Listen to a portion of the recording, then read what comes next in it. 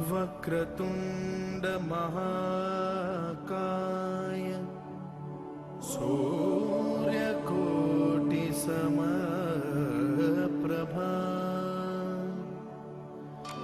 निर्विघ्नं कुरु मे देव सर्वकार्येषु सर्वदा।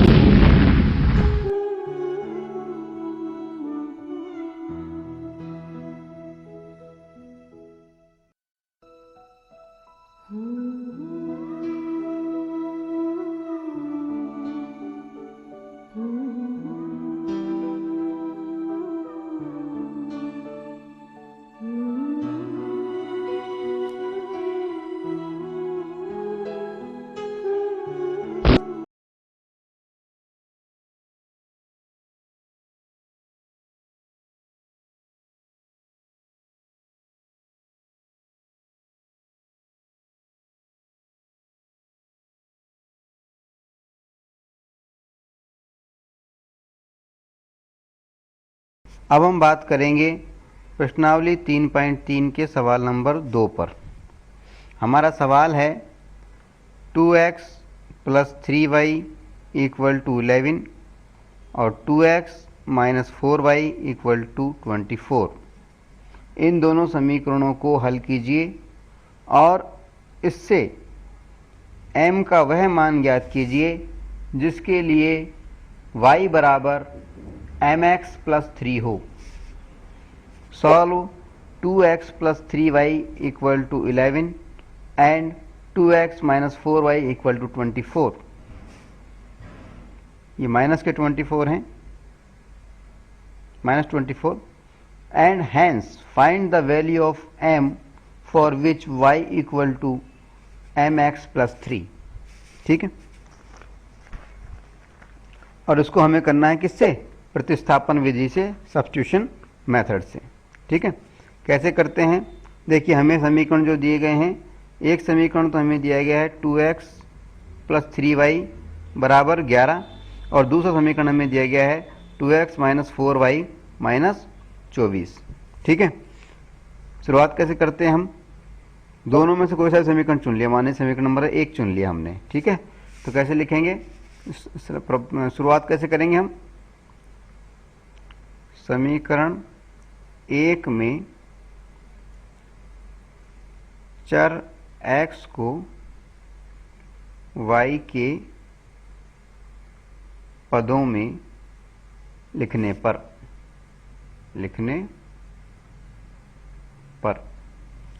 चर x को y के पदों में लिख रहे हैं हम, कैसे लिखेंगे? समीकरण 1 क्या है हमारा? 2x + 3y = 11। ठीक है, अब x को y के पदों में कैसे लिखेंगे? ये x वाले चर पद को यहाँ के रहने दिया हमने।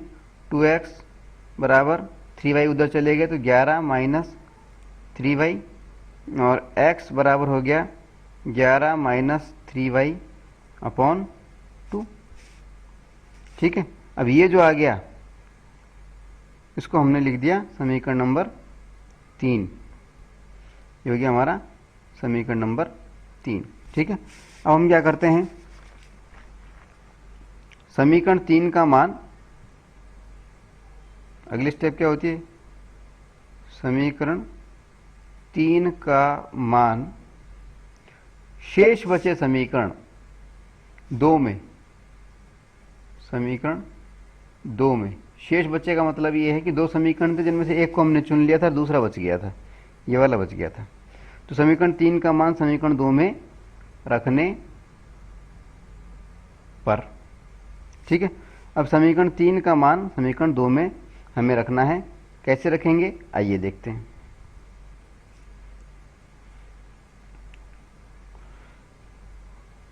समीकरण 2 क्या है हमारा, 2x minus 4y equal to minus 24।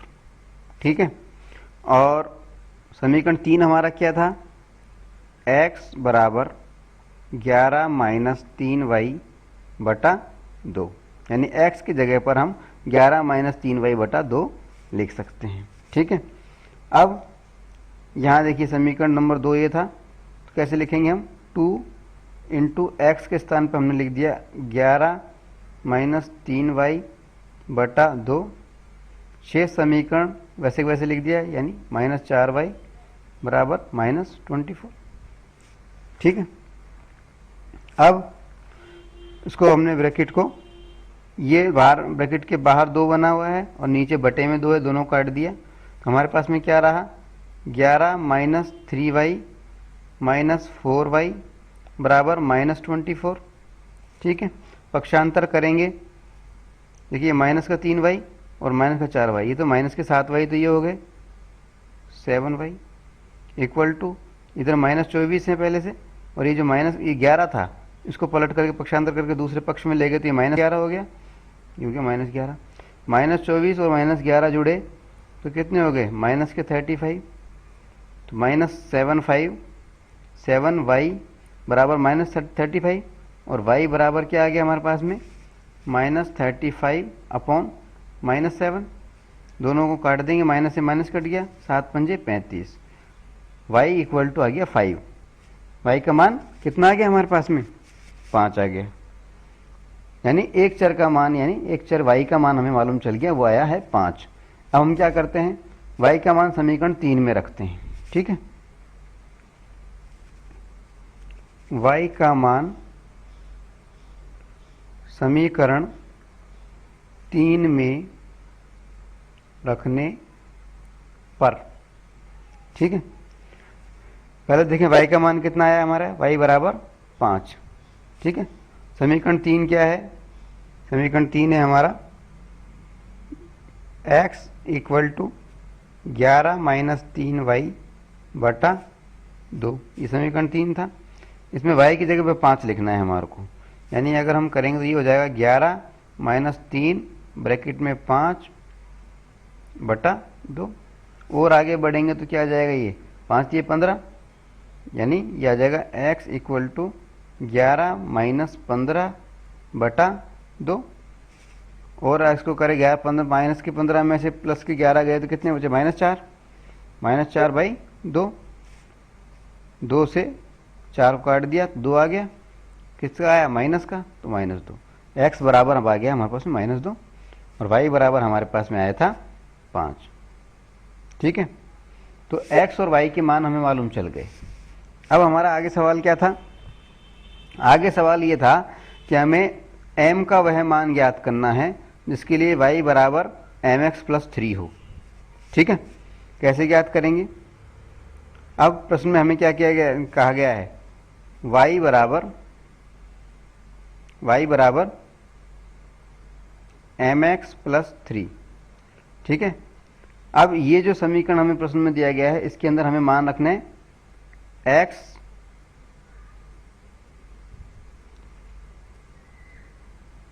व y का मान रखने पर। ठीक है, y की जगह पे हमें क्या प्राप्त हो, तो y बराबर 5, तो y की जगह पे 5 लिख दिया, बराबर m की जगह पर m रहने दिया, x का मान क्या था प्राप्त हुआ था हमें, माइनस का 2। ठीक है, तो x की जगह पे हमने लिख दिया माइनस 2 प्लस 3, ठीक है। अब इनको मल्टीप्लाई किया, ये आ गया माइनस का 2m, माइनस का 2m को पक्षांतर करके इधर ले आए हम, तो ये 2m प्लस का हो गया इक्वल टू 3 पहले से इधर का है इधर, और इधर से 5 को पक्षांतर करके इधर ले गए तो ये हो गया माइनस का 5। ठीक है, तो ये क्या हुआ, m इक्वल टू कितना हो गया, माइनस के 5 में से प्लस के 3 गए तो माइनस के 2, और ये 2m बराबर -2, और m बराबर कितना हो गया, -2/2, काटा 2 से 2 कट गया, एक बार कटा यानी माइनस का 1, तो m का मान कितना आ गया, -1। ठीक है, अगर m का मान -1 रख दें m की जगह पर तो हमारे को ये सिद्ध हो जाएगा। ठीक है, तो m बराबर -1, ये हो गया हमारा आंसर। ठीक है, अब हम बात करेंगे प्रश्नावली 3.3 के सवाल नंबर 3 के पहले भाग पर।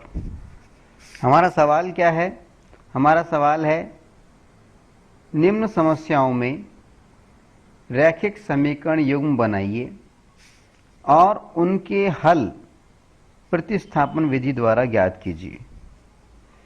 यानी हमें फॉर्म करना है, form the pair of linear equations, यानी लीनियर इक्वेशंस की जो पेयर है, युग्म जो है रैखिक समीकरणों का, उसका निर्माण करना है, हमें फॉर्म करना है उन्हें।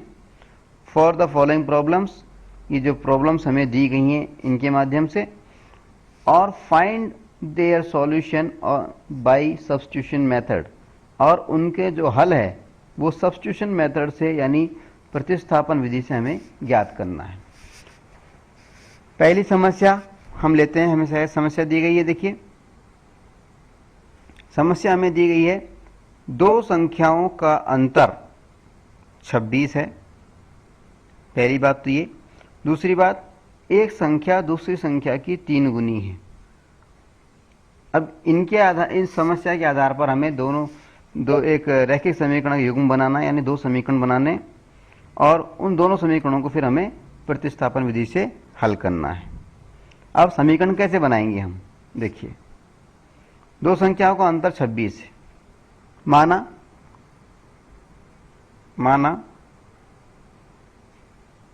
एक संख्या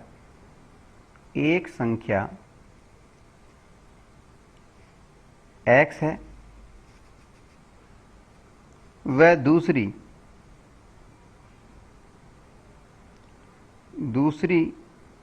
संख्या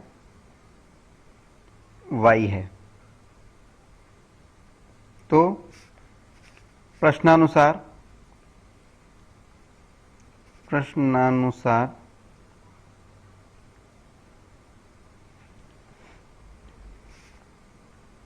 समस्या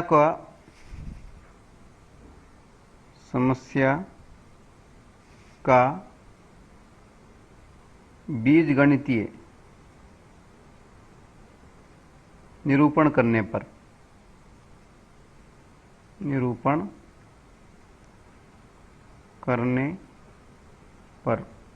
समस्या का बीजगणितीय निरूपण करने से हमारा मतलब है समस्या के समीकरण बनाने से।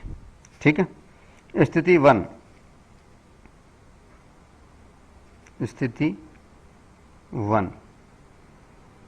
ठीक है।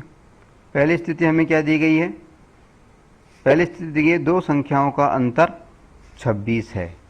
हमने माना एक संख्या x है और दूसरी संख्या y है, तो हमारी बात क्या हो गई कि x प्लस y इन दोनों का जो जोड़ है वो क्या होना चाहिए, 26। ठीक है, ये तो हमारी होगी स्थिति 1।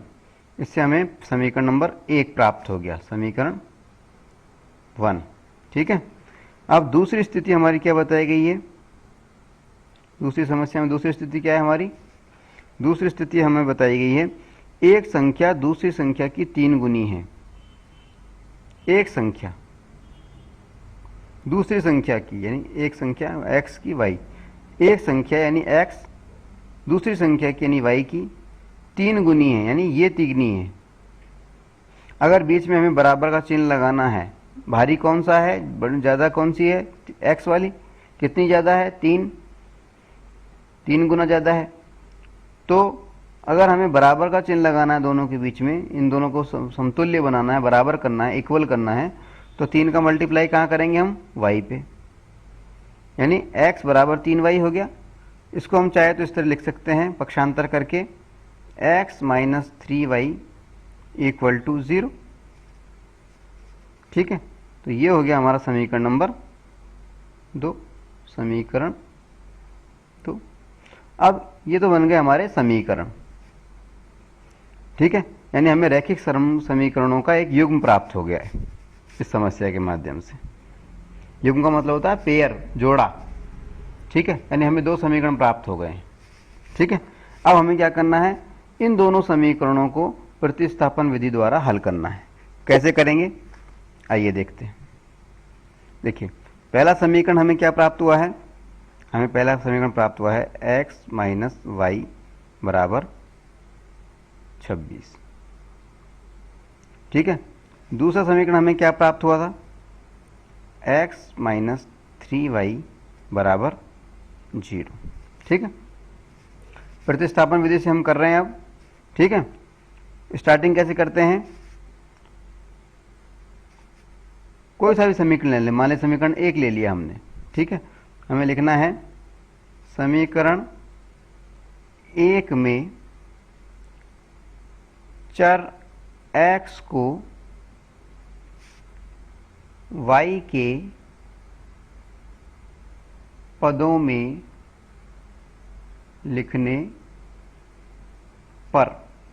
ठीक है, यानी x माइनस वाई बराबर 26 है, तो चर x जो है इसको y के पदों में लिखना है। यानी कैसे लिखना है हमें, x यहीं रहने दो, बराबर 26, इधर माइनस का y इधर जाएगा पक्षांतर होकर के इस साइड में, तो प्लस y। ठीक है, ये प्राप्त हो जाएगा हमें x बराबर 26 प्लस y। इसको हम लिख देंगे समीकरण नंबर 3। ठीक है, अब हम आगे क्या करते हैं, समीकरण 3 का मान, शेष बचे समीकरण, यानी x माइनस वाई बराबर 26 तो हमने चुन लिया था, जो दूसरा बचा है ये वाला x माइनस 3y बराबर 0, इसमें रखने पर। ठीक है, तो हम यहाँ लिख देंगे समीकरण 3 का मान समीकरण 2 में रखने पर। ठीक है, अब समीकरण 2 क्या है, मान रख के देखते हैं। समीकरण 2 क्या है हमारा, समीकरण 2 है हमारा x माइनस 3y बराबर 0। ठीक है, और समीकरण 3 क्या प्राप्त हुआ था हमें, वो हमें प्राप्त हुआ था x equal to 26 plus y. ये था हमारा समीकरण 3। तो समीकरण 3 का मान, यानी समीकरण 3 का मान हमें समीकरण 2 में रखना है, यानी x के स्थान पर इसको हम रख सकते हैं 26 प्लस वाई। ठीक है, तो हमने लिख दिया 26 प्लस वाई, तो x के स्थान पर लिख दिया, बाकी वैसे वैसे लिख दिया, माइनस 3y इक्वल टू 0। ठीक है, ये प्लस का y, ये माइनस के 3y। ठीक है, घटे तो कितने हो गए, 2y, 26 माइनस 2y बराबर 0, यानी माइनस 2y को हम यहाँ रख लें तो इक्वल टू 26 दूसरे पक्ष में जाकर के माइनस का 26 बन जाएगा, माइनस 26, और y बराबर क्या हो गया, माइनस 26 अपॉन माइनस 2, माइनस से माइनस कट जाएगा, और 2 से जब हम 26 का भाग लगाएंगे 2 का तो 13 आ जाएगा, 13 दूनी 26 होता है ना, तो y बराबर हमें क्या प्राप्त हो गया, 13। ठीक है, अब आगे हम क्या करते हैं, y बराबर 13 प्राप्त हो गया हमें।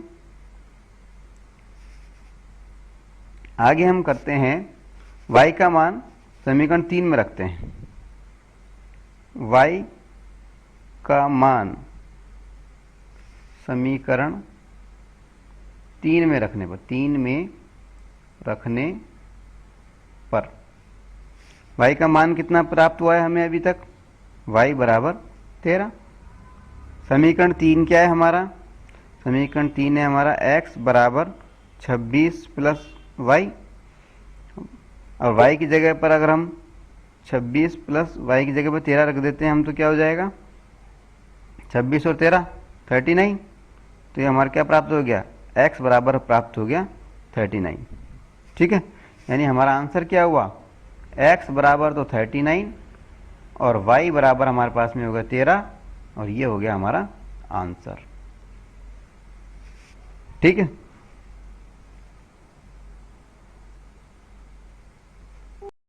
अब हम बात करेंगे प्रश्नावली 3.3 के सवाल नंबर 3 के दूसरे भाग पर।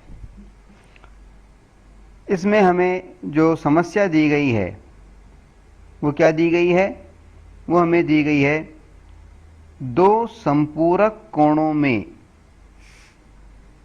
बड़ा कोण छोटे कोण से 18 डिग्री अधिक है, उन्हें ज्ञात कीजिए। The larger of to supplementary angles exceeds the smaller by 18 degrees, find them. यानी हमें कहा गया है कि दो संपूरक कोण है, दो संपूरक कोण है, यानी एक समस्या तो यहां दी गई कि संपूरक कोण दो हैं, और दूसरी बात हमें कही गई बड़ा कोण जो है छोटे कोण से 18 डिग्री अधिक है। ठीक है, सबसे पहले तो हम ये जान लें कि संपूरक कोण, जिसको अंग्रेजी में हम कहते हैं सप्लीमेंट्री एंगल्स, संपूरक कोण या सप्लीमेंट्री एंगल क्या होते हैं? यहां हम आपको बता दें कि संपूरक कोण या सप्लीमेंट्री एंगल का मतलब होता है वे दो कोण जिन दोनों का योग 180 डिग्री हो। यदि दो कोणों का योग 180 डिग्री होता है तो उन्हें संपूरक कोण या सप्लीमेंट्री एंगल्स कहा जाता है। तो यहाँ पे बात की गई है संपूरक कोणों की कि दो संपूरक कोणों में, दो संपूरक कोण हैं, माना एक कोण, माना जो अज्ञात संपूरक कोण है, अज्ञात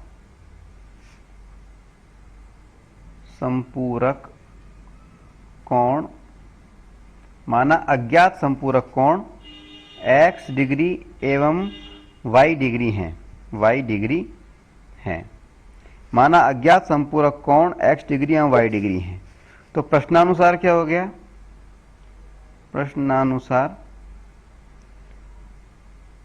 प्रश्नानुसार संपूरक कोणों का योग कितना होता है? 180 डिग्री।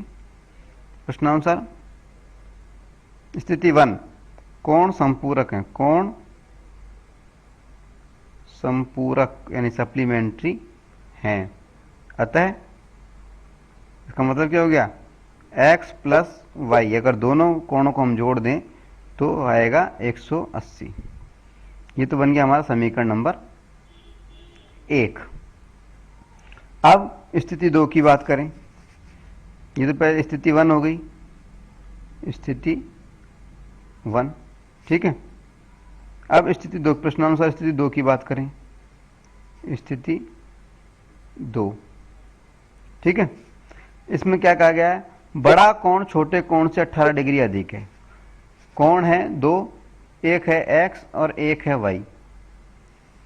अब स्थिति क्या दी गई कि बड़ा कोण, मान लीजिए ये बड़ा है, तो ये कोण, बड़ा कोण जो है छोटे कोण से 18 डिग्री अधिक है।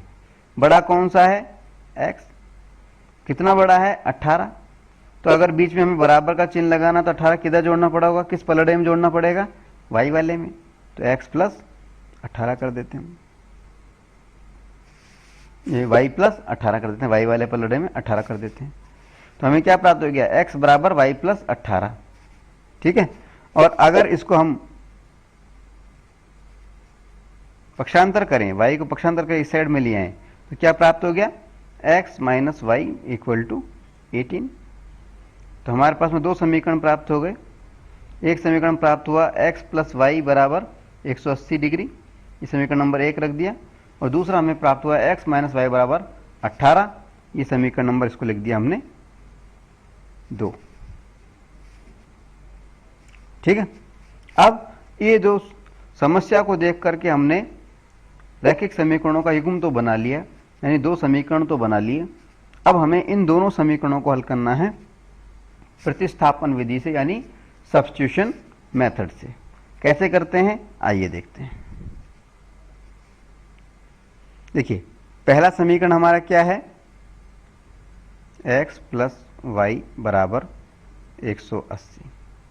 दूसरा समीकरण हमारा क्या है, x माइनस वाई बराबर 18। ठीक है, स्टार्टिंग कैसे करेंगे, मान लीजिए हम समीकरण 2 को चुन लेते हैं। ठीक है, हमने लिखा समीकरण 2 में x चर को या चर x को y के पदों में लिखने पर, y के पदों में लिखने पर ठीक है, कैसे लिखेंगे चर x को y के पदों में। समीकरण 2 क्या है हमारा, x माइनस वाई बराबर 18। x को y के पदों में कैसे लिखते हैं, x को तो यहाँ की रहने दिया हमने, और माइनस वाई को इधर ले गए पक्षांतर करके, तो कितना हो गया 18 प्लस वाई। तो x बराबर 18 प्लस वाई, ये बन गया x को y के पदों में लिखने पर। और इस इक्वेशन को, इस समीकरण को हमने लिख दिया समीकरण नंबर 3। ठीक है, अब हम क्या करते हैं, समीकरण नंबर 3 का मान, शेष बचे समीकरण, शेष कौन सा बचा था समीकरण, दूसरा वाला, फिर पहला तो हमने चुन लिया था। तो हमने समीकरण 3 का मान समीकरण 2 में रखने पर, अब समीकरण 3 का मान समीकरण 2 में कैसे रखते हैं आइए देखते हैं। समीकरण 2 क्या है हमारा, समीकरण 2 है हमारा, समीकरण 1 में रखना है हमें। समीकरण 1 क्या है हमारा, x प्लस वाई बराबर 180। ठीक है, और इसमें हमें मान रखना है समीकरण 3 का। समीकरण 3 कितना था हमारा, समीकरण 3 हमारा था क्या, समीकरण 3 हमारा था x बराबर 18 प्लस वाई, यानी x की जगह पर हमें 18 प्लस वाई लिखना है। तो 18 प्लस वाई बराबर 180। ठीक है, और ये प्लस का y और ये प्लस का y, तो 2y हो गया। 18 इधर है, इसको दूसरी साइड में ले गए पक्षांतर करके, तो माइनस के 18 हो जाएंगे। तो हमारा क्या प्राप्त हुआ, 2y बराबर 180 माइनस 18। 180 में से 18 घटाए तो हमारा कितना प्राप्त हो गया, 180 में से 18 गए तो 162 हमें प्राप्त हो गया, 162। ठीक है, और 2y बराबर 162 और y बराबर हो गया हमारे पास में 162/2। जब हमने इसको काटा, भाग लगाया 2 का इसके अंदर, तो कितना आ गया 81, यानी y का मान हमारे पास में आ गया y बराबर 81। अब हम क्या करते हैं, y का मान रखते हैं समीकरण 3 में। समीकरण 3 क्या है देखिए, x बराबर 18 प्लस वाई, लिख दिया हमने y का मान समीकरण 3 में रखने पर। ठीक है, अब समीकरण 3 था हमारा x बराबर 18 प्लस वाई, तो x बराबर 18, y की जगह पर रख दिया 81, यानी x बराबर कितना हो गया 18 और 81 कितने हो गए 18 प्लस 81, ये आ गया हमारे पास में जोड़ करके 99। यानी हमारे पास में आंसर क्या आया, x जो कोण है उसका मान तो आ गया 99 डिग्री, और y जो कोण है उसका मान आ गया 81 डिग्री। ठीक है, ये हो गया हमारा आंसर। ठीक है, अब हम बात करेंगे प्रश्नावली 3.3 के सवाल नंबर 3 के तीसरे भाग पर। इसमें हमें जो प्रश्न दिया गया है, जो प्रॉब्लम दी गई है, वो क्या दी गई है? एक क्रिकेट टीम के कोच ने 7 बल्ले यानी 7 बैट तथा 6 गेंदें 3,800 रुपए में खरीदी। बाद में उसने 3 बल्ले और 5 गेंदें 1,750 रुपए में खरीदी। प्रत्येक बल्ले और प्रत्येक गेंद का मूल्य ज्ञात कीजिए। ठीक है, और हमें कैसे ज्ञात करना है? प्रतिस्थापन विधि से, यानी सब्स्टिट्यूशन मेथड से। ठीक है, यानी हमें बल्ले का और गेंद का मूल्य मालूम नहीं है, वो हमें ज्ञात करना है। ठीक है, माना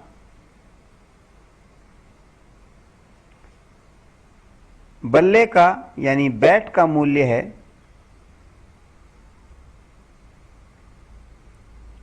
x व गेंद का जो मूल्य है वो है y। ठीक है, तो प्रश्नानुसार, जो प्रश्न में जो समस्या दी गई उसके अनुसार, प्रश्नानुसार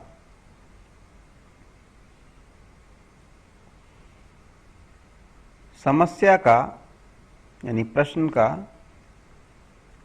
बीजगणितीय निरूपण करने पर,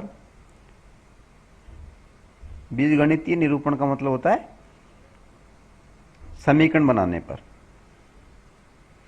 निरूपण करने पर, यानी जो समस्या दी गई है उसको समीकरण के रूप में प्रदर्शित करने पर। स्थिति 1, स्थिति 1 की बात कर रहे हैं, पहली स्थिति की। पहली स्थिति क्या दी है इसने? जो टीम का कोच था उसने 7 बल्ले और 6 गेंदें कितने में खरीदी?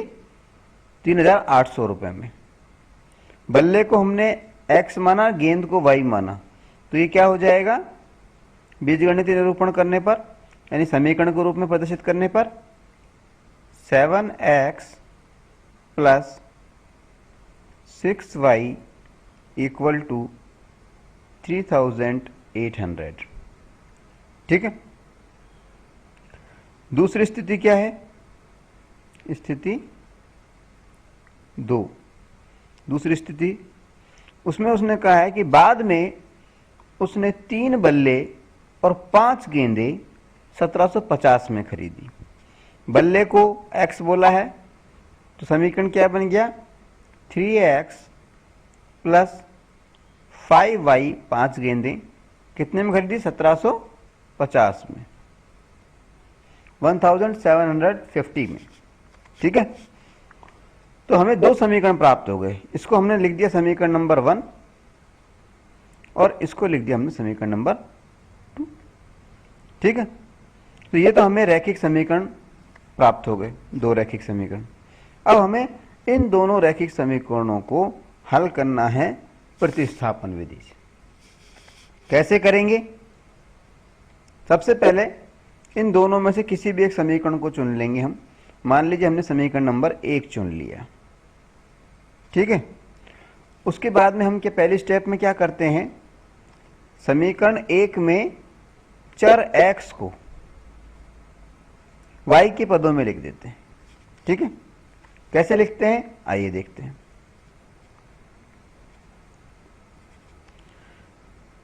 हमारा समीकरण 1 क्या है? 7x plus 6y equal to 3,800। समीकरण 2 क्या है हमारा? 3x plus 5y equal to 1,750। हमें क्या करना है? समीकरण 1 में चर x को y के पदों में लिखने पर, y के पदों में लिखने पर कैसे लिखेंगे चर x को y के पदे में? समीकरण है हमारा 7x plus 6y equal to 3,800।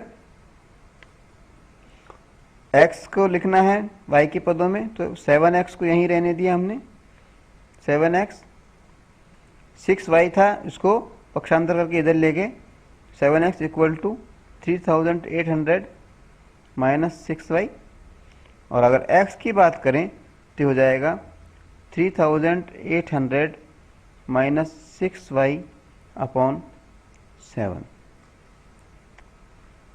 ठीक है, और इसको x बराबर जो 3800 माइनस 6y बटा 7 आया है हमारे पास में, इसको हमने नाम दे दिया समीकरण नंबर 3। ठीक है, ये तो हो गई हमारी पहली स्टेप। अब दूसरी स्टेप में हम क्या करते हैं, समीकरण 3 का मान रखते हैं शेष बचे समीकरण में। शेष बचे समीकरण का मतलब क्या होता है, पहला समीकरण तो हमने चुन लिया था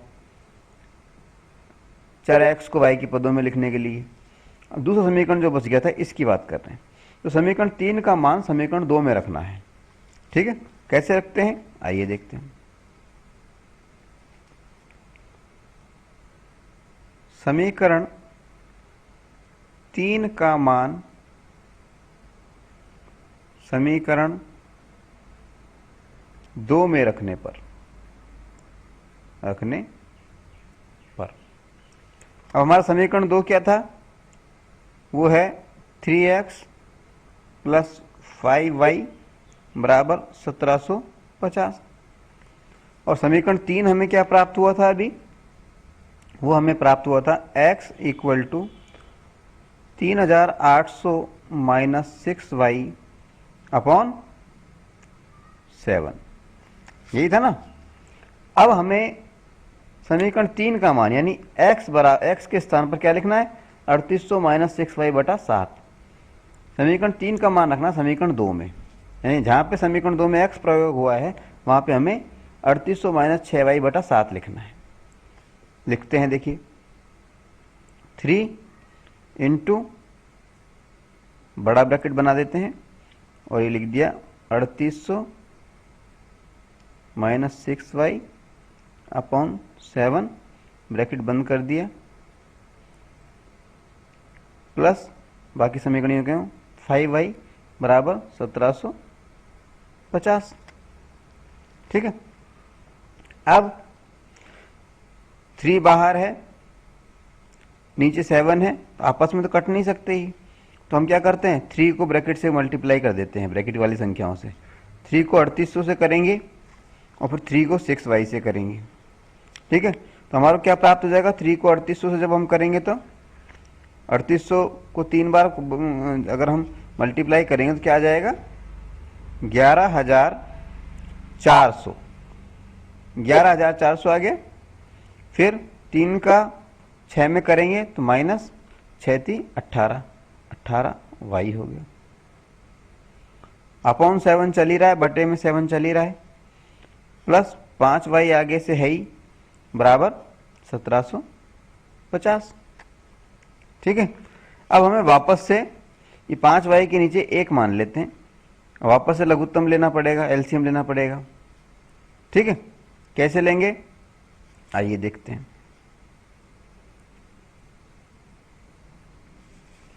देखिए हमें प्राप्त हुआ है 11400, तो ये है माइनस 18y अपॉन 7, तो ये है, इधर प्लस का चिन्ह है, ये 5y हमें प्राप्त हुआ था, बटे में हमने 1 लिख दिया था, बराबर 1750, यही था ना। अब हम क्या करते हैं, कुछ नहीं करना हमें, पहले तो लघुत्तम ले लो, लघुत्तम लेते हैं हम,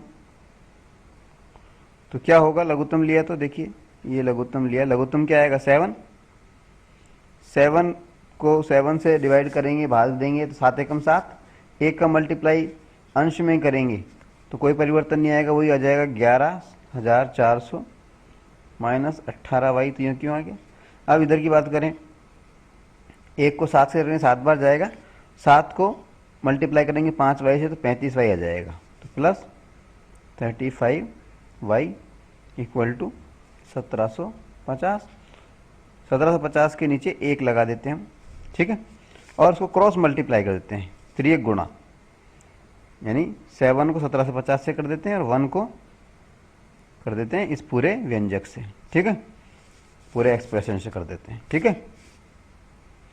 1 से किया तो कोई फर्क नहीं पड़ा इस पे, तो ये क्या आ गया 11,400 minus 18y plus 35y equal to 1750 into 7 जब हम करेंगे तो क्या आ गया हमें 12,250, ठीक है। अब माइनस के 18y प्लस के 35y, यानी जब हम घटाएंगे तो हमारे प्लस के 17y बच जाएंगे, ठीक है। इसी तरह से ये जो 11,400 है इसको हम दूसरे पक्ष में ले जाएंगे तो यहाँ पे क्या हो जाएगा 12,250 माइनस 11,400 घट जाएंगे ये, ठीक है। तो हमें क्या प्राप्त हो गया 17y बराबर 12,250 में से 11,400 जो हमने घटाए तो 850 आ जाएंगे हमारे पास में, ठीक है।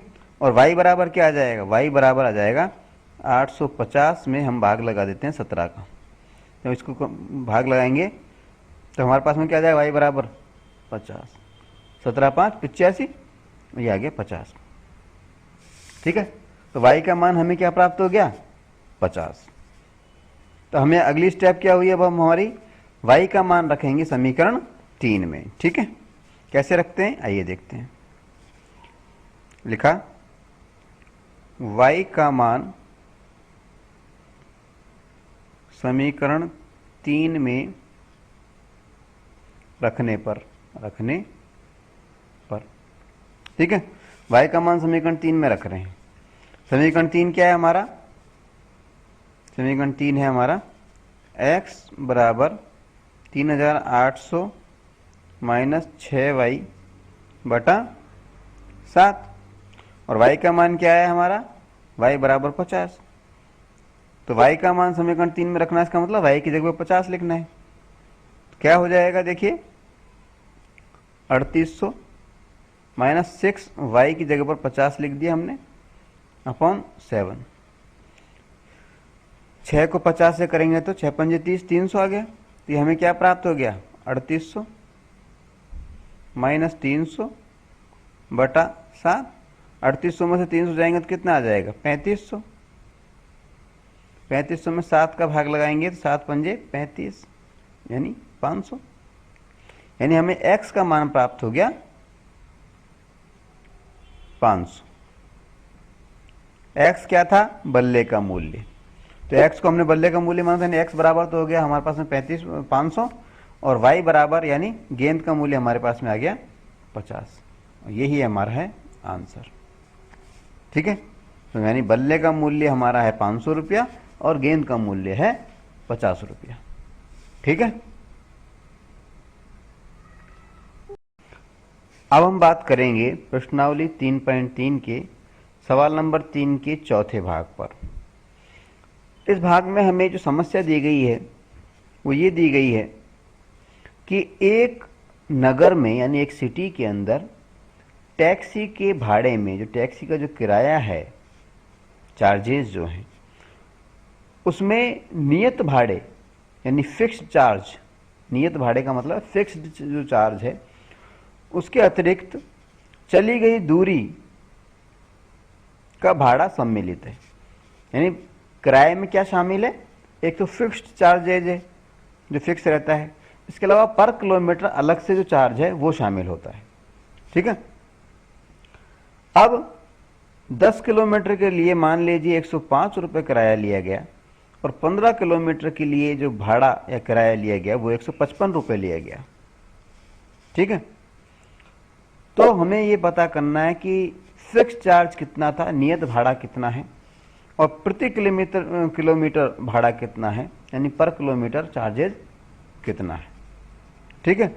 और एक सवाल और जोड़ा गया लास्ट में कि यदि एक व्यक्ति को 25 किलोमीटर की यात्रा करनी हो तो उसको कितना भाड़ा या कितना चार्जेस देना होगा, ठीक है। यानी कुल मिला के हमें एक तो फिक्स चार्ज का पता करना है और एक प्रति किलोमीटर चार्ज का पता करना है। इसलिए मान लीजिए, माना जो नियत भाड़ा है या फिक्स्ड चार्ज है, नियत भाड़ा या फिक्स्ड चार्ज वो है x, और जो प्रति किलोमीटर भाड़ा है, प्रति किलोमीटर भाड़ा या चार्ज वो है y। ठीक है, तो प्रश्नानुसार समस्या का बीजगणितीय निरूपण करने पर, प्रश्नानुसार समस्या का बीजगणितीय निरूपण करने पर स्थिति 1, स्थिति 1 क्या हुई, क्या दी गई है, 10 किलोमीटर की दूरी के लिए भाड़ा 105 रुपया है।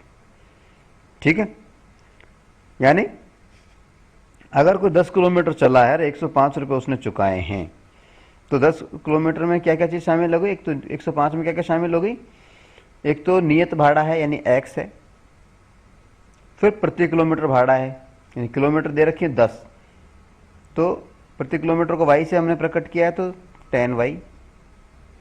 ठीक है, इक्वल टू कितना है, 105 रुपये हो गए।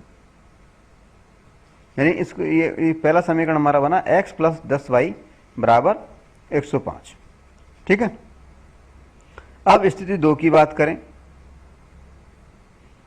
स्थिति 2, स्थिति 2 क्या दी गई है, 15 किलोमीटर के लिए भाड़ा 155 रुपये है, यानी इसमें फिक्स चार्ज शामिल है, प्लस 15 किलोमीटर की बात हो रही है, यानी 15y बराबर कितना है, 155। ये दूसरा समीकरण हो गया। तो समस्या के माध्यम से हमने 2 रैखिक समीकरण बना लिए हैं हमने।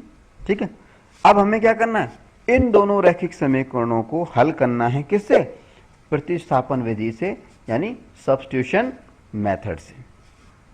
कैसे करते हैं, आइए देखते हैं। देखिए, हमें 2 समीकरण दिए गए हैं। पहला समीकरण तो क्या बनाया हमने, x प्लस 10y बराबर 105। दूसरा समीकरण हमारे से बना x प्लस 15y बराबर 155। ठीक है, प्रतिस्थापन विधि से शुरुआत कैसे करते हैं हम, सबसे पहले कोई भी एक समीकरण चुन लेते हैं। माने समीकरण हमने चुन लिया 1। ठीक है, तो कैसे लिखेंगे, समीकरण 1 में चर x को y के पदों में लिखने पर, y के पदों में लिखने पर कैसे लिखेंगे चर x को y के पदों में, समीकरण 1 है हमारा x प्लस 10y बराबर 105। x को यहीं रहने देंगे, 10y को पक्षांतर करके दूसरी तरफ ले जाएंगे, तो क्या आ जाएगा हमारे पास में, x बराबर 105 माइनस 10y, इधर गया तो माइनस का बन गया, चिन्ह चेंज हो गया, तो 105 माइनस 10y। तो ये जो आया x बराबर 105 माइनस 10y, इसको हमने लिख दिया समीकरण नंबर 3। ये हो गया हमारा समीकरण नंबर 3। ठीक है, अब हमारी अगली स्टेप क्या होती है, देखिए अगली स्टेप ये होती है कि समीकरण नंबर 3 का जो मान है वो हमें शेष बचे समीकरण, शेष बचे समीकरण का मतलब है कि पहला समीकरण तो हमने चुन लिया था, किसके लिए, चर x को y के पदों में लिखने के लिए। दूसरा समीकरण हमारा बच गया था, तो यानी हमें दूसरे समीकरण का प्रयोग करना है, यानी समीकरण 3 का मान हमें समीकरण 2 में रखना है। ठीक है, कैसे रखते हैं आइए देखते हैं। हमने लिखा समीकरण 3 का मान समीकरण 2 में रखने पर, 2 में रखने पर समीकरण 3 हमारा क्या है, जो हमें प्राप्त हुआ है वो हमारा है x, समीकरण 2 देखें पहले, समीकरण 2 क्या है, हमें समीकरण 3 का मान तो हमारा था x बराबर 105 माइनस 10y। और समीकरण 2, वो समीकरण 2 क्या है हमारा, x प्लस 15y बराबर 155, यानी x का मान रखना है इसके अंदर, मतलब समीकरण 3 का मान रखना है। समीकरण 3 है हमारा x बराबर 105y माइनस 10y। तो समीकरण 2 में x के स्थान पर इसको लिख देंगे हम 105 माइनस 10y। बाकी आगे बढ़ेंगे तो ये हो गया प्लस का 15y बराबर 155। ठीक है, अब 105 जो है इसको पक्षांतर करके दूसरे पक्ष में ले गए हम, तो ये माइनस का 105 हो जाएगा, और ये माइनस के 10y हैं, ये प्लस के 15y हैं, यानी माइनस के 10y और प्लस के 10y और 15y, इनको जब हम घटाएंगे तो हमारे पास प्राप्त होगा 5y प्लस का। 5y बराबर हमें क्या प्राप्त हुआ, 155y माइनस 105। 155 में से 105 घटाएंगे तो कितना आ गया, 50। तो y बराबर कितना हो गया, y बराबर हो गया 50/5, यानी 5 ढाई 50, यानी y का मान हमें प्राप्त हो गया 10। कितना प्राप्त हुआ, y बराबर 10। ठीक है, अब हम क्या करते हैं, y का मान प्राप्त होने के बाद में y के मान को रखते हैं समीकरण नंबर 3 में।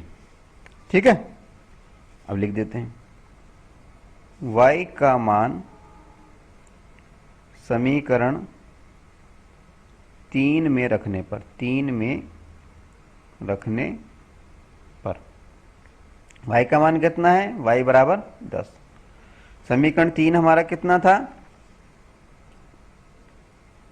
x बराबर 105 माइनस 10y। ठीक है, y की जगह पे हमें 10 रखना है, तो हमने क्या रख दिया, ये हो जाएगा हमारा 105 माइनस 10 इंटू 10, यानी 105 माइनस 100, यानी x बराबर आ गया 5। 105 में 100 जाएंगे तो 5 बच जाएंगे, तो x का मान कितना आ गया, 5। यानी x का मान आया हमारे पास में 5 और y का मान आ गया 10। x क्या था हमारा, नियत भाड़ा, फिक्स चार्जेज, यानी उस टैक्सी का फिक्स चार्ज तो है 5 रुपया, 5 तो लगेगा ही लगेगा। उसके बाद में पर किलोमीटर 10 रुपया है, y बराबर 10। ठीक है, अब इस सवाल में आगे एक छोटा सवाल जोड़ा गया था कि अगर एक व्यक्ति को 25 किलोमीटर यात्रा करनी है तो उसे कितना भाड़ा देना होगा। ठीक है, x और y के मान हमें मालूम चल ही चुके हैं। सवाल में हमसे कहा गया कि 25 किलोमीटर अगर यात्रा करनी है, कुल करनी है उसको कितनी, 25 किलोमीटर। 25 किलोमीटर में एक तो फिक्स चार्ज शामिल होगा, यानी x शामिल होगा, प्लस y कितना है 25 किलोमीटर, तो 25y। ठीक है, और इसका जो कितना भाड़ा होगा ये हमें पता करना है। ठीक है, x का मान हमें क्या प्राप्त हुआ था, 5, x जगह पे 5 लिख दिया, प्लस 25, y का मान कितना प्राप्त हुआ था, 10।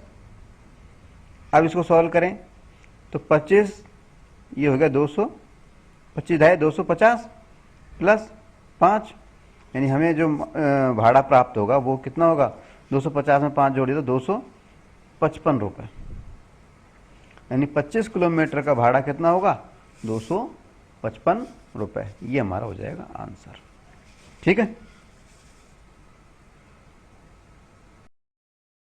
अब हम बात करेंगे प्रश्नावली 3.3 के सवाल नंबर 3 के 5वें भाग पर। इसमें हमें समस्या जो दी गई है 5वें भाग में, वो क्या दी गई है कि यदि किसी भिन्न यानी होता फ्रैक्शन, यदि किसी फ्रैक्शन के अंश यानी न्यूमरेटर और हर यानी डिनोमिनेटर दोनों में 2 जोड़ दिया जाए, अगर 2 जोड़ दिया जाए, न्यूमरेटर और डिनोमिनेटर अंश और हर दोनों में 2 जोड़ दिया जाए, तो वो जो भिन्न है, वो जो फ्रैक्शन है, वो क्या हो जाएगी, 9/11, 9/11। ठीक है, आगे दूसरी बात ये कह रहा है कि यदि अंश यानी न्यूमरेटर और हर डिनोमिनेटर, दोनों में 3 जोड़ दिया जाए तो वो हो जाती है 5/6। बताइए वो भिन्न कौन सी है, वो फ्रैक्शन कौन सा है, वह भिन्न ज्ञात कीजिए। ठीक है, अब इस सवाल के लिए मान लेते हैं, भिन्न तो हमें मालूम नहीं है, मान लेते हैं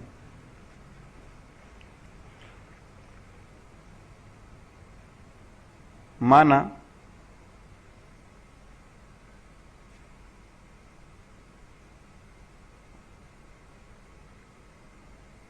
भिन्न है x/y, यानी भिन्न क्या है, x/y, यानी x तो है हमारा अंश यानी न्यूमरेटर और y है हमारा हर यानी डिनोमिनेटर। ठीक है, अब प्रश्नानुसार हम चलते हैं। प्रश्नानुसार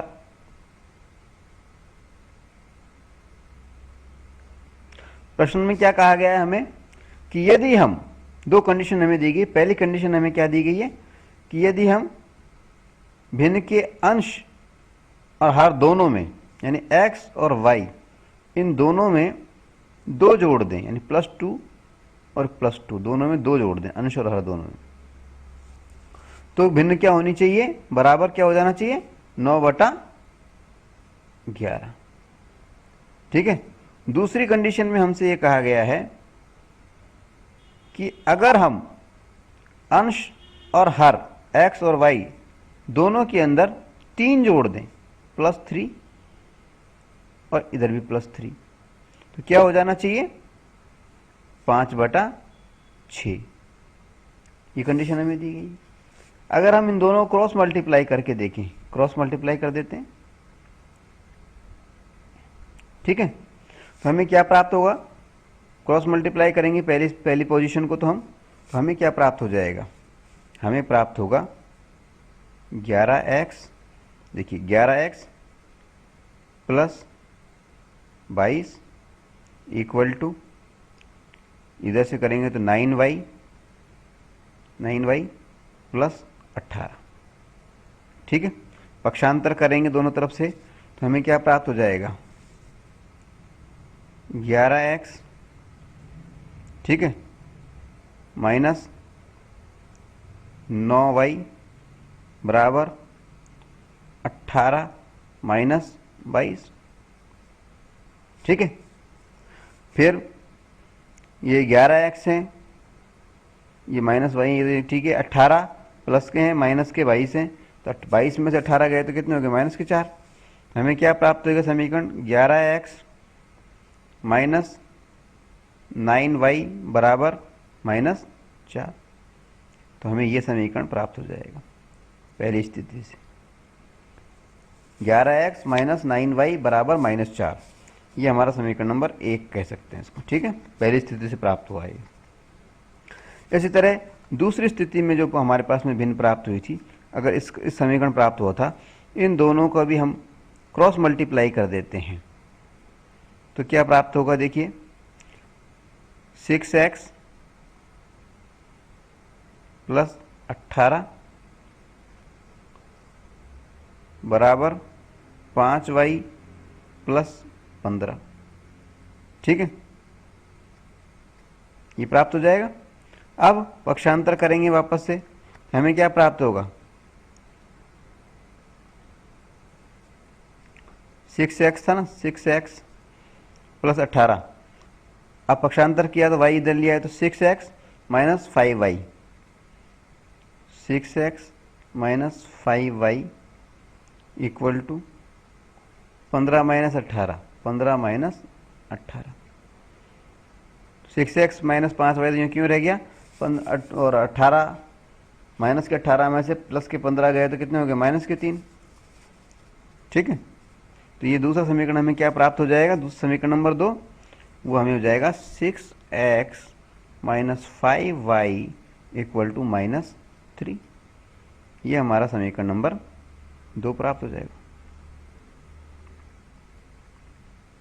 ठीक है, तो ये तो हो गई समस्या को देख करके उसका हमने जो बीजगणित निरूपण किया यानी समस्या को देखकर जो हमने इसको समीकरणों में व्यक्त किया, वो दो समीकरण प्राप्त हुए।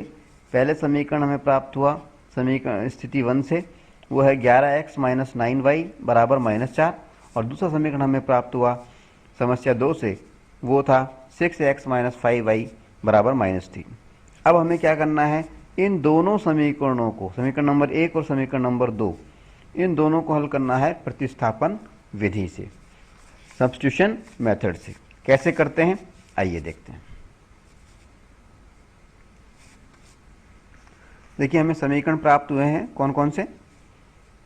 पहला समीकरण हमें प्राप्त हुआ 11x माइनस 9y बराबर -4, और दूसरा समीकरण हमें प्राप्त हुआ 6x माइनस 5y बराबर -3। ठीक है, अब शुरुआत कैसे करते हैं हम प्रतिस्थापन विधि से हल करने की। दोनों में से किसी भी एक समीकरण को चुन लेते हैं। मान लीजिए हमने चुना समीकरण नंबर 1, और इस चुने गए समीकरण में क्या करते हैं हम, x को, चर x को y के पदों में लिखते हैं। हम यहां लिख दिया समीकरण 1 में चर x को y के पदों में लिखने पर, y के पदों में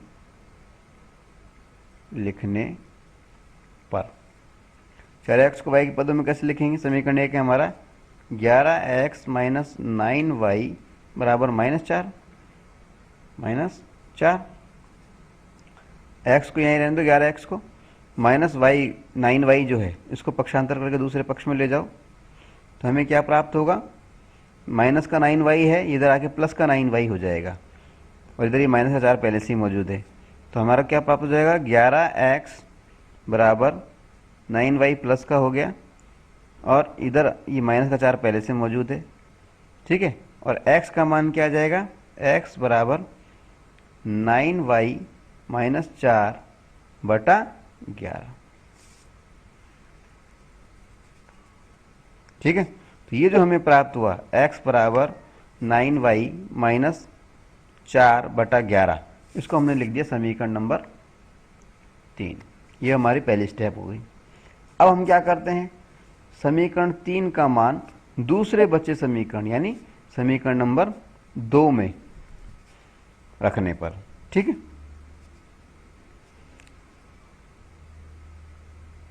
समीकरण 3 का मान समीकरण 2 में रखने पर, समीकरण 2 क्या है हमारा, समीकरण 2 हमारा था 6x माइनस 5y बराबर -3। ठीक है, और समीकरण 3 हमें क्या प्राप्त हुआ था, समीकरण 3 हमें प्राप्त होता है x बराबर 9y माइनस 4 बटे 11। ठीक है, तो समीकरण 3 का मान हमें समीकरण 2 में रखना है, यानी x की जगह पर 9y माइनस 4 बटा 11 लिखना है। लिखते हैं, देखिए 6 ब्रैकेट बना दिया, 9y माइनस 4 बटा 11, फिर माइनस 5y यूँ कहीं रहने दिया, इक्वल टू -3। ठीक है, अब ऊपर 6 है, नीचे 11 है, यहाँ 6 है और यहाँ 11 है, कट तो सकते नहीं है, इसलिए 6 को ब्रैकेट से हमने मल्टीप्लाई कर दिया। क्या आया, 9 6 54y, और इससे करेंगे तो 6 चौक 24। ठीक है, माइनस के, तो क्या आ गया हमारे पास में, देखिए 54y माइनस 24 अपॉन 11 यूँ की यूँ है ही, माइनस 5y बराबर -3। 5y के नीचे हम 1 मान लेते हैं। ठीक है, अब 11 और 1 जो आया है, ये नीचे हर जो है 11 और 1, इनका हम लघुत्तम ले लेते हैं और आगे बढ़ते हैं। कैसे बढ़ेंगे, देखिए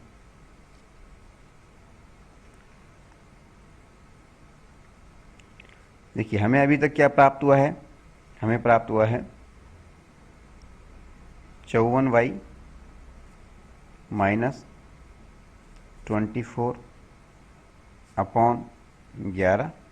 इधर हमें प्राप्त हुआ था माइनस का 5y, इसके नीचे हमने 1 लगा लिया है, बराबर -3 है ही पहले से, इसके नीचे भी हम 1 मान लेते हैं। ठीक है, अब हमें इन दोनों का बराबर के इधर वाले जो है इसका लघुत्तम ले लिया, तो क्या आया, नीचे 11 लघुत्तम आ गया, 11 एकम 11, 1 को मल्टीप्लाई करेंगे जब पूरे व्यंजक से तो कोई फर्क नहीं पड़ेगा, यानी 54y माइनस 24 ही रहेगा। इधर हम करेंगे तो क्या हो गया, 1 को 11 से करेंगे 11 बार गया, 11 को मल्टीप्लाई करेंगे 5y से कितना हो गया, 11 पंजे 55, तो माइनस 55y बराबर -3 यूँ क्यों रह गया। ठीक है, अब ये तो हो गया माइनस के 55y और ये है प्लस के 54y, तो अगर हम इसको घटाएंगे तो क्या आ गया, माइनस का y। ठीक है, और ये माइनस का 24 है, इसको पक्षांतर करके अगर दूसरी तरफ ले जाएं तो प्लस के 24 हो जाएंगे। ठीक है, कैसे करेंगे आइए देखते हैं। ये तो आ गया -y,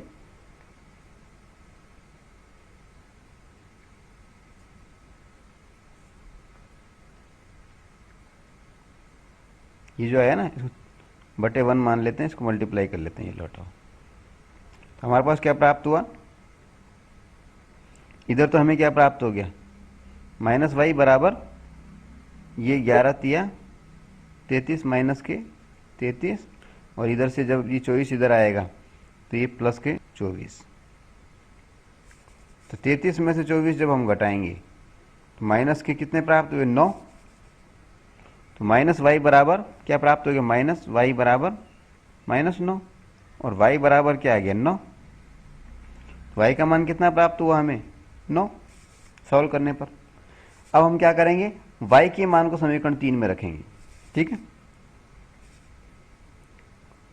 y का मान समीकरण 3 में रखने पर, 3 में रखने पर, तो y का मान कितना आया हमारे पास में, 9।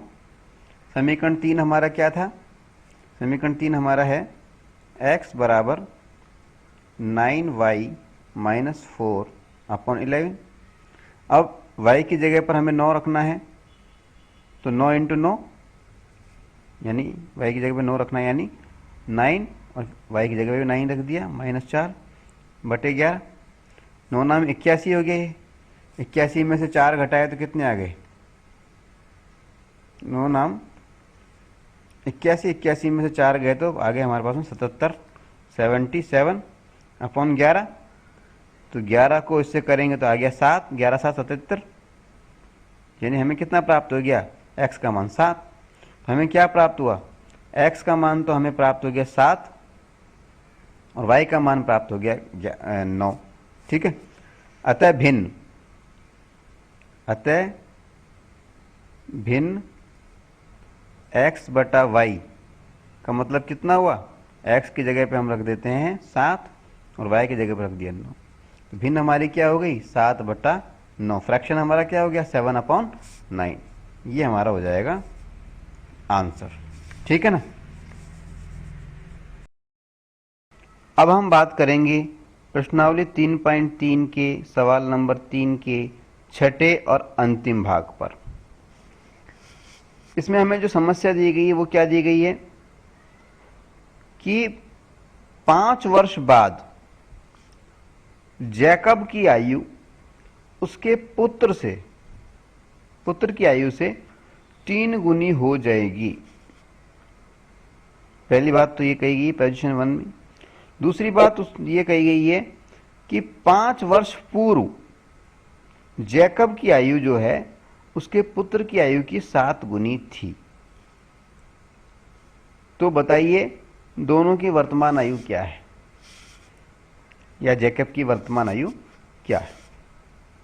ठीक है, इस सवाल के अंदर हमसे ये कहा गया कि एक बार तो कहा गया कि 5 वर्ष बाद में, और एक बार कहा गया है 5 वर्ष पहले। ठीक है। अब आयु हमें दोनों की नहीं पता, इसलिए हमने माना जैकब की वर्तमान आयु, जैकब की वर्तमान आयु x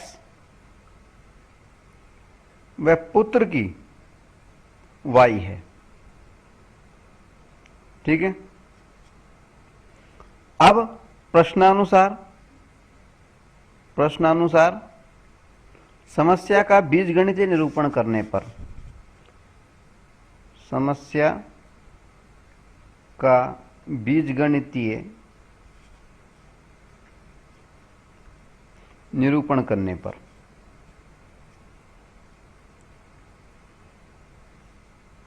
बीजगणितीय निरूपण करने का मतलब है जो समस्या दी गई है उसको समीकरण के रूप में प्रदर्शित करने पर। ठीक है। कैसे करेंगे देखिए, स्थिति वन यानी पहला समीकरण हम प्राप्त करने जा रहे हैं स्थिति 1 से। क्या कहा गया स्थिति 1 में? 5 वर्ष बाद जैकब की आयु उसके पुत्र की आयु से 3 गुनी हो जाएगी। यानी दो चीजें हैं, एक तो है जैकब जिसको हमने x माना है, एक है उसका पुत्र जिसको हमने y माना है।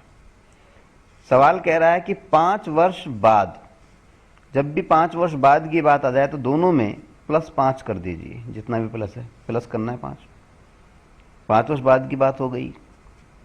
अब क्या कह रहा है कि जैकब की आयु यानी x, इसकी आयु पुत्र की आयु से यानी y से 3 गुनी हो जाएगी।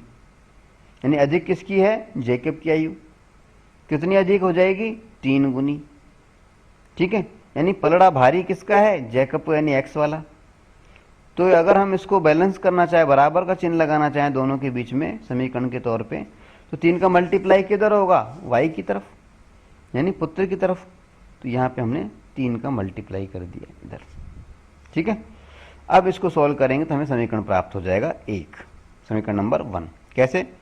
देखिए, x + 5 = 3 को इससे करेंगे तो 3y + 15। अब पक्षांतर कर लो, 3y को तो इधर ले आएंगे हम, और ये 5 था प्लस का, इसको उधर ले जाएंगे।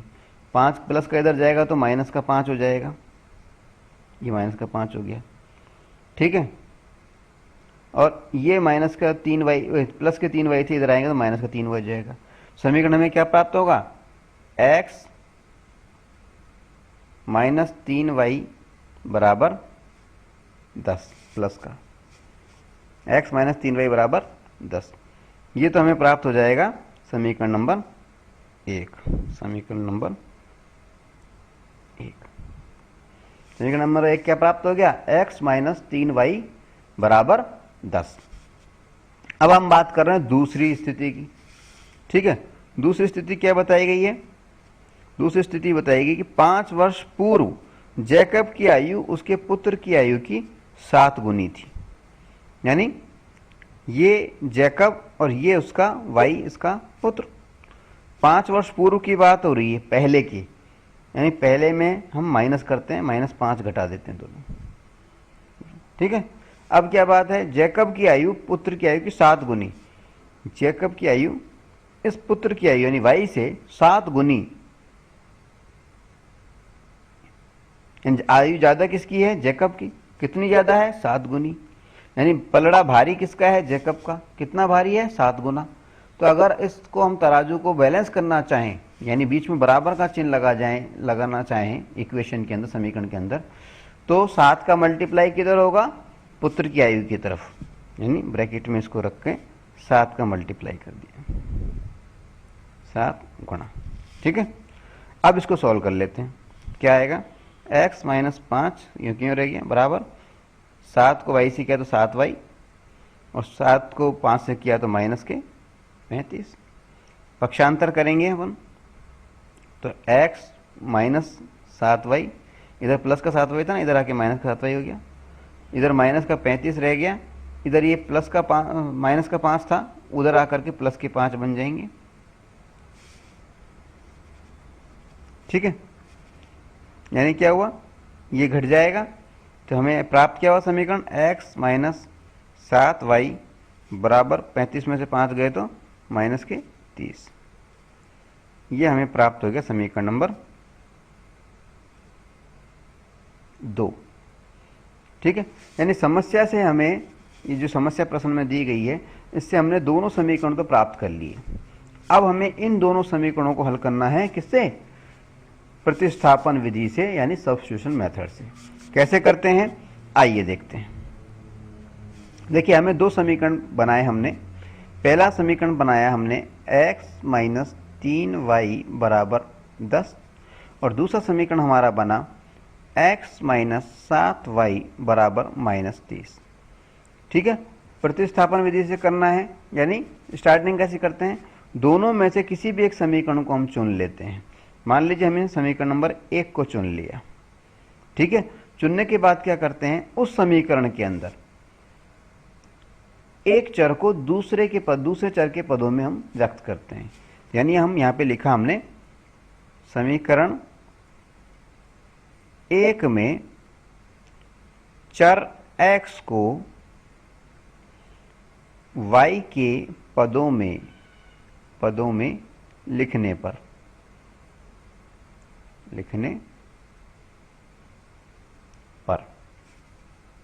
ठीक है। अब समीकरण 1 में x चर x को y के पदों में लिखना है। समीकरण 1 है हमारा x माइनस 3y बराबर 10। अब x को हमने y के पदों में लिखना है, तो x को यहीं रहने देते हैं और माइनस 3y को पक्षांतर करके उधर ले जाते हैं, तो 10 माइनस का 3y था, इधर प्लस का 3y हो जाएगा, प्लस 3y। ठीक है, तो ये जो हो गया, ये हमें जो प्राप्त हुआ x बराबर 10 प्लस 3y, ये हो गया हमारा समीकरण नंबर 3। ठीक है, समीकरण नंबर 3 प्राप्त होने के बाद में हम क्या करते हैं, अगला चरण क्या होता है हमारा, समीकरण 3 का मान हम रखते हैं किसके अंदर, शेष बचे समीकरण, शेष कौन सा बचा है, समीकरण नंबर 2। ठीक है, यानी समीकरण 3 का मान रखना है हमें समीकरण 2 में। कैसे रखेंगे आइए देखते हैं।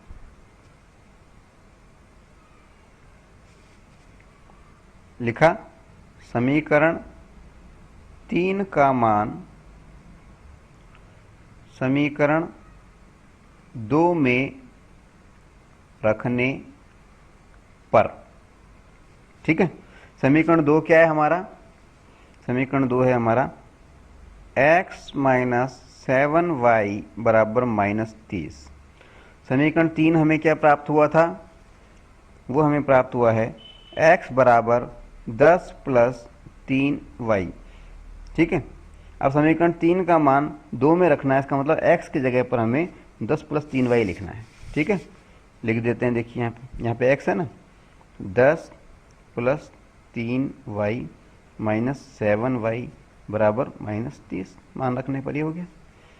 ठीक है, अब प्लस का 3y है, इधर माइनस का 7y है, यानी माइनस के 4y, तो ये बच गए। ये 10 प्लस का था, पक्षांतर करके इधर ले गए हम, तो ये हो गया माइनस का 30 और इधर हो गया ये भी माइनस का 10। ठीक है, यानी माइनस 4y बराबर हमारे पास में माइनस के 40 प्राप्त हो गए। और y का मान अगर हम देखें तो माइनस 40 अपॉन माइनस 4, माइनस से माइनस कट गया, 4 धाय 40, 10 आ गया। तो y का मान हमें क्या प्राप्त हो गया, 10। ठीक है, तो y का मान प्राप्त होने के बाद में हम अगले चरण में क्या करते हैं, y के मान को रखते हैं समीकरण नंबर 3 में। कैसे रखते हैं आइए देखते हैं।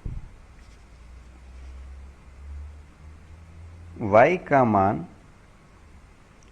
समीकरण 3 में रखने पर y का मान कितना आया है हमारे पास में, y बराबर 10। समीकरण 3 कितना है हमारा, समीकरण 3 है हमारा x बराबर 10 प्लस 3y। ठीक है, y का मान रख दिया हमने 10 प्लस 3y की जगह पे हमने 10 रख दिया। ठीक है, कितना हो गया, x बराबर 10 प्लस 3, यानी x बराबर आ गया हमारे पास में 40। ठीक है। एक्स क्या था, एक्स जैकब की आयु थी, यानी एक्स का मान हमें क्या प्राप्त हुआ 40, यानी जैकब की आयु हो गई हमारी 40। और वाई क्या प्राप्त हुआ, वाई क्या था हमारा, ये उसके पुत्र की आयु थी, तो पुत्र की आयु क्या प्राप्त हुई 10। यानी हम कह सकते हैं कि जैकब की आयु, वर्तमान आयु जो है वो है 40 और उसके पुत्र की वर्तमान आयु है इस समय 10। ठीक है, ये हो गया हमारा आंसर। ठीक है।